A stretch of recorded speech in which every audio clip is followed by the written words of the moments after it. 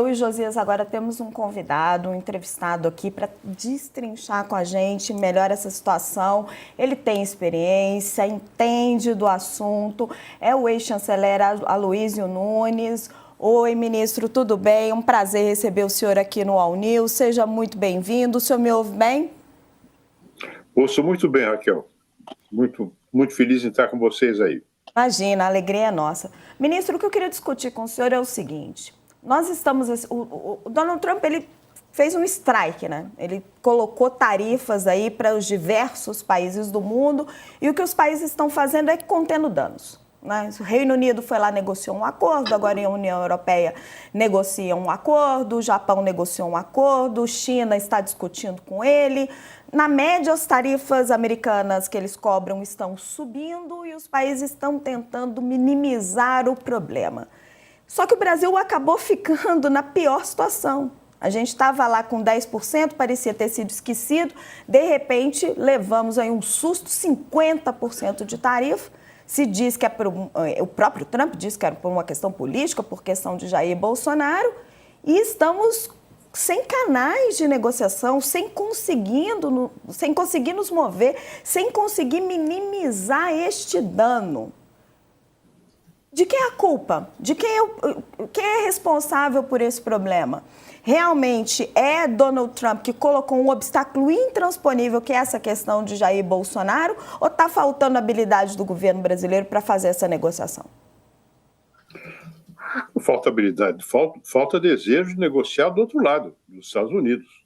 Essa aqui é a realidade dos fatos. A responsabilidade disso é de Trump, evidentemente, e dos seus agentes internos, essa turma do Bolsonaro e da extrema-direita brasileira, né? que se consideram parte do universo MAGA, Make America Great Again.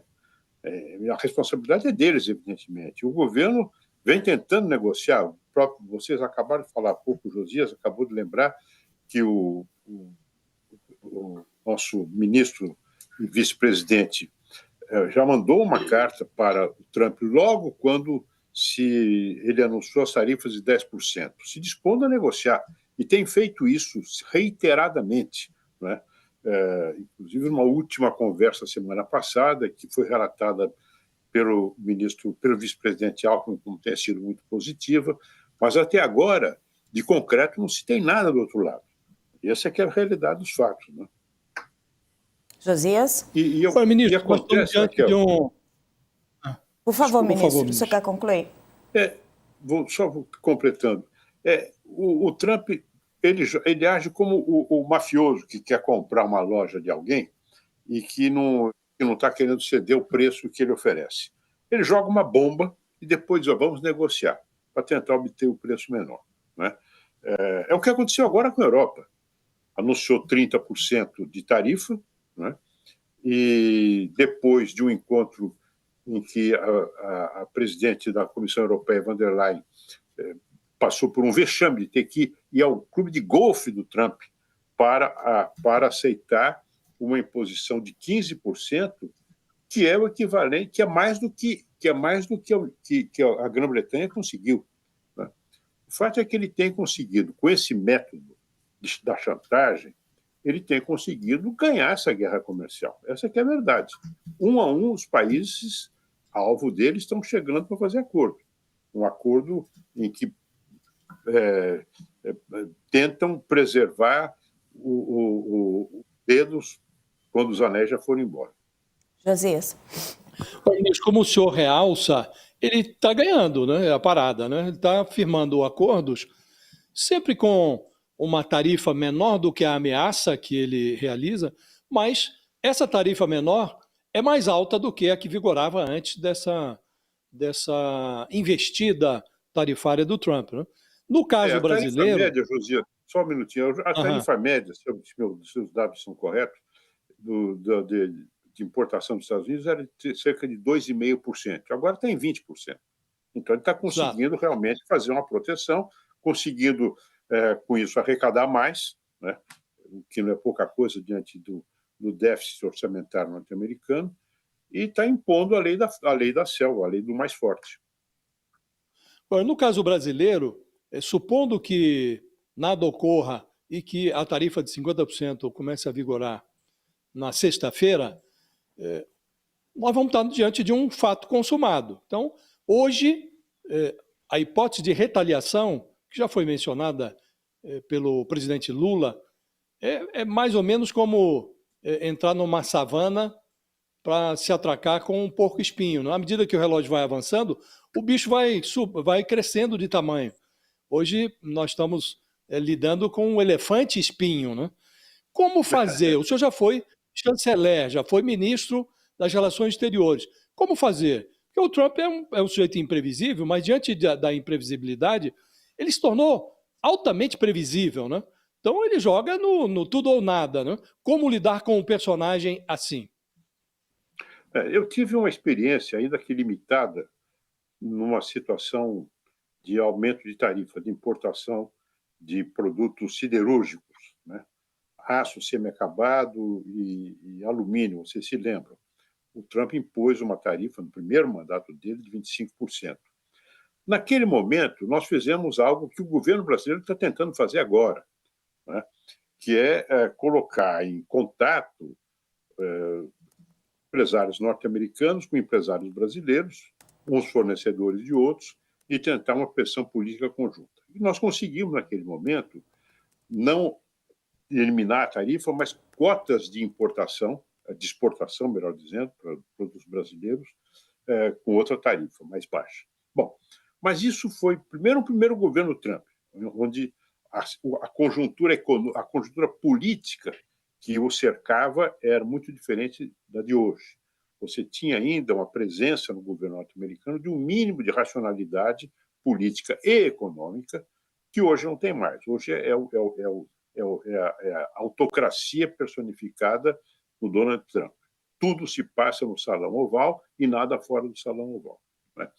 Então, a situação hoje é bastante diferente, mesmo porque agora tem um componente político que afeta bastante o Brasil. Afetou também a União Europeia, porque o Trump nunca escondeu o desprezo dele pela União Europeia, a hostilidade dele pela União Europeia. Ingrato, aliás, porque a União Europeia tem sido bastante serviçal aos Estados Unidos. Mas, enfim, ele nunca escondeu o desejo de enfraquecer politicamente a União Europeia. Ele tem esse mesmo desejo em relação ao Brasil. E não é só o caso Bolsonaro. O caso Bolsonaro está colocado no primeiro plano, não é? A reivindicação absurda de que o Lula faça cessar o processo Bolsonaro no Supremo. Mas ele quer enfraquecer a hipótese de uma política independente naquilo que eles consideram seu quintal, uma política independente de um país da relevância do Brasil, não é? Que é o oitavo ou nono na economia do mundo, dependendo do cálculo, que tem uma presença internacional forte em muitos domínios que são essenciais para a vida do mundo, não é? E que tem uma postura independente. Isso ele não pode aceitar. Então, há também um componente político que vai além do apreço dele, real ou fictício, à figura do Bolsonaro. Ministro. Ele quer quebrar a espinha do Brasil, essa é que é a verdade. Quer quebrar a espinha do Brasil. Ministro, Donald Trump tem vários interesses aqui no Brasil, certo? Tem a questão tarifária, a gente sabe que tem questão de minerais, a questão das big techs, que para ele é muito importante. Esse é um jogo de múltiplas cartas, como sempre é na diplomacia. E tem a questão Jair Bolsonaro, né? Um certo favorecimento das direitas ao redor do mundo que ele quer fazer. No momento em que Eduardo Bolsonaro vai para os Estados Unidos, começa a fazer lobby, coloca a Casa Branca mais ciente, mais próxima de tudo que está acontecendo ali, o quanto ele nos enfraquece em termos de negociação? Se a gente fosse adotar uma metáfora futebolística ali, o quanto ele enfraquece a nossa defesa. O governo está usando contra os bolsonaristas esse mote de traidores da pátria, que a gente sabe que tem muito de política nisso, mas o quanto disso é real? O quanto os bolsonaristas tiraram do Brasil poder de negociação e entregaram aos americanos? Bem, é claro que a traição da pátria é algo real e confessado, né, pelo Bolsonaro, não só pelo Bolsonaro, mas pelos dois dos seus filhos, que são os mais vocais, que são o Flávio e o Eduardo. Isso é absolutamente fora de controvérsia. Agora, eu acho que, na medida que você tem uma facção política brasileira incentivando a adoção de atitudes políticas do governo norte-americano, que, de alguma maneira, corresponde à sua própria natureza política, está incentivando o Trump a ser Trump, né, em relação ao Brasil, é claro que isso afeta. Né? Acho que isso afeta. E, nesse sentido, a presença dos senadores, dessa comitiva de senadores nos Estados Unidos, como foi ressaltado agora há pouco, uma presença de senadores de todo o espectro político brasileiro, de alguma forma, é um contraponto a essa atividade frenética dos bolsonaros. Embora, então, como foi bem ressaltado, quer dizer, isso não passa pela diplomacia parlamentar. São coisas decididas no próprio gabinete do Donald Trump. E eu não sei realmente, Raquel, se esse Eduardo Bolsonaro está com essa bola toda que ele alardeia. Eu tenho minhas dúvidas. Eu acho que o Trump quer realmente, ele age movido por impulsos próprios dele, né? por um projeto político próprio dele, que é o projeto de uma América do Sul, quintal dos americanos. Coisa que é incompatível com a política externa brasileira e com a ação do Brasil no mundo. Para quem está nos acompanhando pela TV, um rápido intervalo aqui no All News. Quem está com a gente no YouTube segue, mas você que está na TV, pega um cafezinho e volta já já. Josias? Ministro, há um aroma, como o senhor realça, com outras palavras, há um aroma geopolítico nessa movimentação do Trump. Parece haver o interesse dele de afastar a América do Sul dos domínios da China e, ao mesmo tempo, tem um interesse político mesmo. Se ele puder acomodar no Palácio do Planalto, em 2026, alguém mais conservador, alguém que mais afinado com as suas ideias, alguém que tenha colocado aqui no Brasil o bonezinho do Make America Great Again, para ele vai ser muito bom, né? O que eu queria lhe perguntar qual é o efeito dessa movimentação do ponto de vista eleitoral? Acha que isso... Hoje o Lula está surfando essa onda, para ele foi muito bom, foi um presente essa movimentação do Trump, né? Acha que esse efeito político será duradouro, beneficiará o presidente na eleição de 2026, ou pode prejudicá-lo se o efeito econômico for muito deletério, muito danoso? José, como dizia o conselheiro Acácio, as consequências vêm depois, né? Sempre depois. Agora, eu não sei, sinceramente é difícil prever. Eu concordo com o que disse a professora agora há pouco, que há uma mudança da conjuntura política relativa ao presidente Lula. O presidente Lula que era tido quase que como uma carta fora do baralho na política brasileira, caindo nas pesquisas, o governo sem rumo, sem discurso e tal. De repente, o Lula volta a dizer, olha, ele volta a ser o centro da política brasileira, como presidente da República e como personagem que ele é, né? Por várias razões, e não apenas em relação, por causa da reação dele ao tarifaço, mas isso já vinha de antes, essa recuperação. Vinha com a defesa que ele fez do IOF, veio com o veto ao aumento de número de cadeiras na Câmara dos Deputados. Tudo isso fez com que Lula voltasse a dizer, olha, eu estou aqui, eu sou o presidente e vou lutar para ficar, para continuar depois na reeleição, né? Então, houve uma mudança na conjuntura política bastante favorável. Agora, é claro que as consequências econômicas do tarifaço vão se fazer sentir para a população. E não são, como foi dito agora pela Raquel, só grandes empresas. E são em diferentes setores, regiões do Brasil. Os barcos pesqueiros do Rio Grande do Norte não estão mais saindo para pescar atum, porque o mercado de atum dos Estados Unidos, o mercado deles nos Estados Unidos, que representa 80% do pescado deles, está fechado, praticamente fechado. Então, isso vai ter consequências. E o governo tem que se movimentar para minorar, na medida do possível, essas consequências, tentando abrir novos mercados, subsidiando alguma coisa, né? Nós aqui na Apex estamos trabalhando com esse cenário aqui na Europa. Eu trabalho aqui na Europa, no escritório da Apex aqui na Europa, a Agência de Promoção de Exportações e Atração de Investimento. Nós recebemos uma lição de casa com alguns setores que deverão ser objeto de um empenho prioritário nosso, no sentido de abrir mercados, sobretudo para pequenas e médias empresas brasileiras que são muito afetadas pelo tarifário. Ministro, para a gente fechar a nossa conversa, como que o senhor acha que o Brasil devia agir? Porque, assim, ao final e ao cabo, se as tarifas realmente entrarem em vigor, o Brasil já fez aí o movimento de entrar na OMC, que hoje a gente sabe que é mais pro forma, né? A OMC perdeu seus dentes quando o seu Tribunal de Apelação perdeu os membros. Devemos retalhar, olho por olho? Subiu tarifa, nós subimos também? Devemos atacar com mais impostos as Big Techs? Quais as alternativas que nós temos ou a retaliação vai ser mais danosa para nós?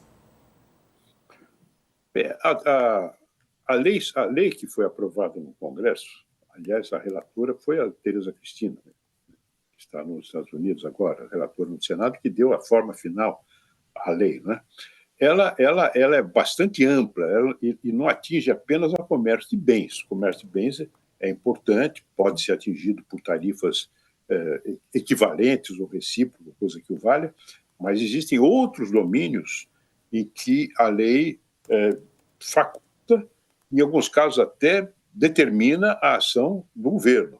Em outros domínios, como, por exemplo, direitos autorais, todo o setor de serviços, que são um setor que é importantíssimo para a economia norte-americana, pode ser objeto de ações por parte do governo brasileiro. Agora, o presidente Lula é um negociador nato. O Josias lembrou isso, a trajetória política dele, que vem de uma liderança sindical que dura, mas capaz de encontrar terrenos, de buscar e encontrar terrenos de entendimento. É o que o governo tem feito. Não creio que possa fazer outra coisa do que está fazendo nesse momento. E deixar que as próprias consequências que esse tarifácio poderá acarretar à economia norte-americana façam algum efeito para mudança aqui ou ali, exceções aqui ou ali dessa tarifa. Mas eu espero estar enganado, mas tudo me leva a crer que eles vão manter esse negócio de 50%. O que houve com a Europa agora me dá bem a ideia de que nós estamos numa situação bastante difícil no plano internacional e que acho muito pouco provável que o Trump recua diante de algo que corresponde não ao interesse político dos Estados Unidos, ao interesse econômico dos Estados Unidos, mas à sua natureza política.